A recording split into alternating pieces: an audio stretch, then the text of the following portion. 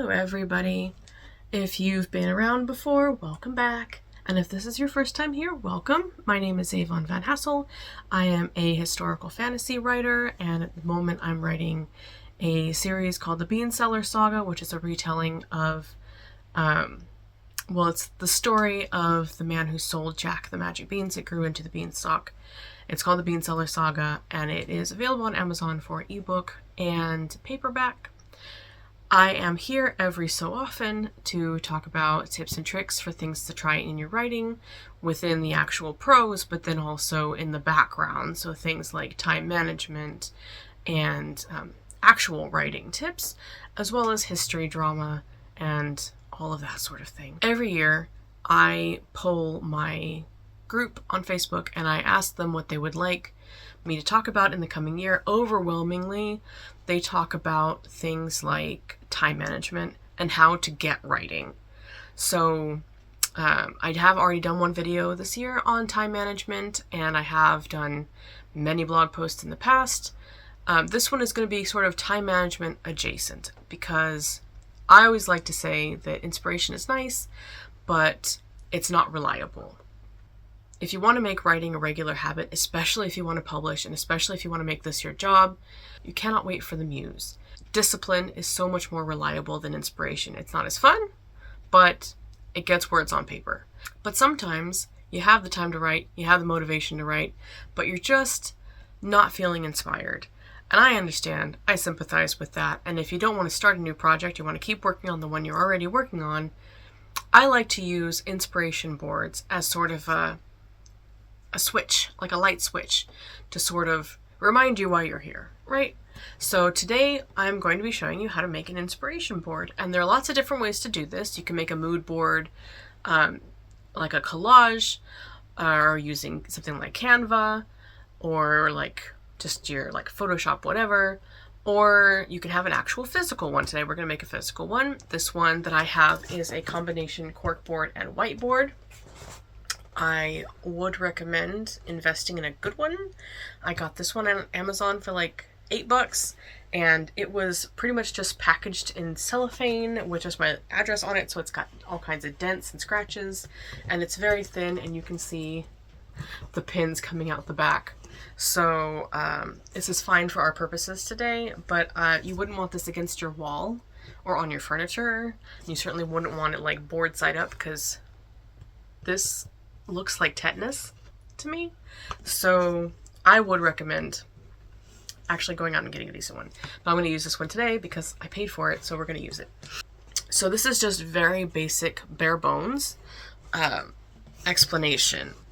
Basically what an inspiration board is it is where you put little things that remind you of your project. So it's going to be so let's say you're writing a novel, right? So this is going to be pictures that remind you of your characters, whether it be actors or an outfit or a color or a song lyric or whatever it is that reminds you of your character enough that you feel like you can get into them and be able to write about them. You might want something related to the plot. Maybe a scene from a movie or an item that's relevant. You might want something that evokes the tone. So you might want like a misty meadow or a desert or something, or like a rainy city, like whatever it is that makes you feel like you're there. And then you want a few bits and bobs, just filler, just to kind of add a little bit more detail, a little bit more depth for you to really like dig into it. And you want as many things as possible because you don't know what is going to inspire you at any given moment. So you want it to be as rich and as detailed as you can. And then I would also suggest that you invest in specific, in this case, pins and magnets, because these, just throwing stuff everywhere. These are pretty generic. These are fine. These are going to hold your things on there like you want them to. But if you get things that are a little bit more a little bit more fun, like this is a little like cluster of flowers, this is a little succulent, I've got some magnetic butterflies We've got a strawberry. We've got a little cat. Little cherry blossom. And then this set I really like has little clothespins. And I think this is going to be really fun for like attaching things that you don't really want to like poke. You want to stab them into something. And you know, you want them a little bit more secure than a magnet. This will hold them for you in a non-damaging sort of way. Now, of course, the comedy is that my trademark cutesy things are not going to fit the tone of this at all, but I think that's also very me, so we're just going to rock with it. It's going to be fine. So my hypothetical project today, which the project is not hypothetical, it's real, but I'm just using this as an example. I am writing a sequel to Northanger Abbey. And if you're a Jane Austen fan and you're not a Northanger Abbey fan, you're wrong, and this is not the place for you. Because we're beginning to be talking about Northanger Abbey now as if it's the best of her books, because it is. Anyway, so my sequel is it's a murder mystery. It's a supernatural murder mystery. I'm not going to go into too much detail because, first of all, I haven't written much of it. It's really more of a like therapeutic passion project for me. I'm mostly writing it for myself. It's really, really heavy on the fan fiction. I'm not sure I ever will publish it. I would like to, but I'm also not going to put that kind of pressure on myself because I really need to finish the Beanseller Saga first. But I thought it'd be really fun to share this one with you guys. So I have a few little things here that I've printed out. This is a little quote that I made on Canva over the top of a picture that I took in Bath, and it is the quote that says, "If adventures will not befall a young lady in her own village, she must seek them abroad." Then I have just a couple of stock photos on Canva. This one is it's a haunting. This is just a lady in Regency dress sitting on a bed, because it reminded me of when Catherine was at Northanger and she was just like, did not know what to do because the general was such a weirdo. This is a meme from a while ago. This is the swear jar, and the other jar is telling people about blank when I wasn't asked jar, and for me, I filled it in with Northanger Abbey because I had a real moment. This is just a picture of, I think, Jane Austen's house, or the house that she grew up in, one of those, but it serves well enough for Woodston Parsonage, which is where Henry Tilney lived.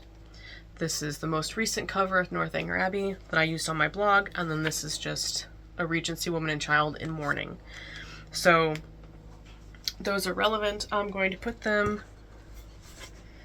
I'm just going to arrange a few of them in some sort of artsy kind of way.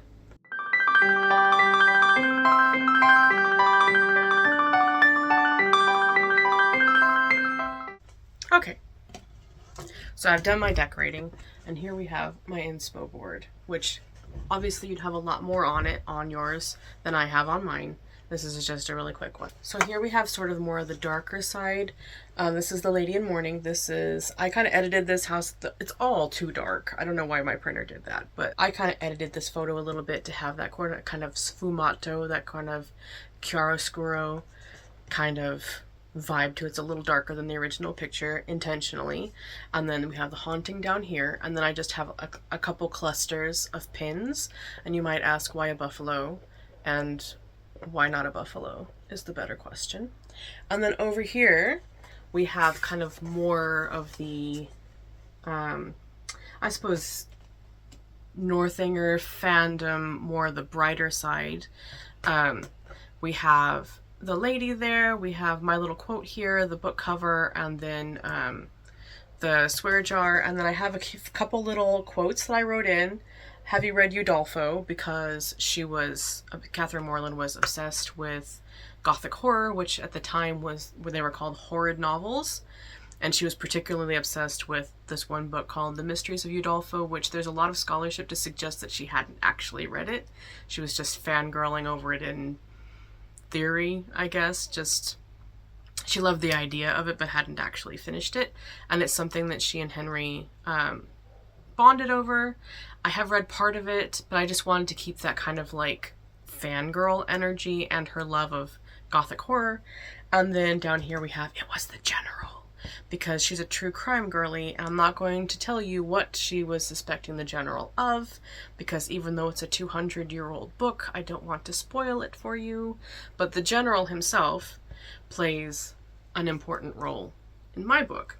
So I also wanted to keep her suspicion of him, as well as her complicated relationship that she had with him, and the fact that he specifically is a central figure in my story. So I think this is a cute little inspo board, very basic, very simple, but you kind of get the idea. You kind of want to put things on there that will spark different ideas of your story that you want to work on.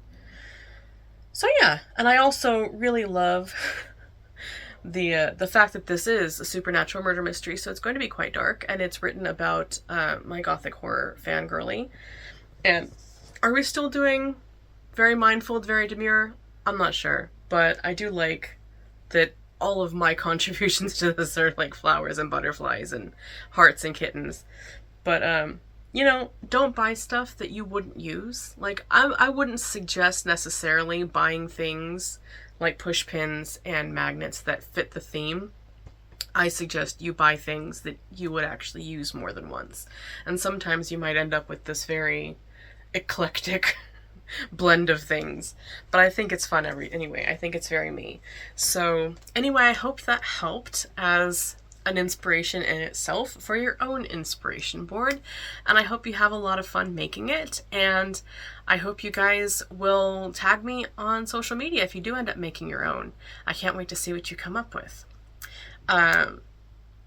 Yeah, so I think that's it for me, and I will see you guys in the next one. Bye! Oh, I didn't record any of that. No, it is still going. Okay, cool. What am I talking about?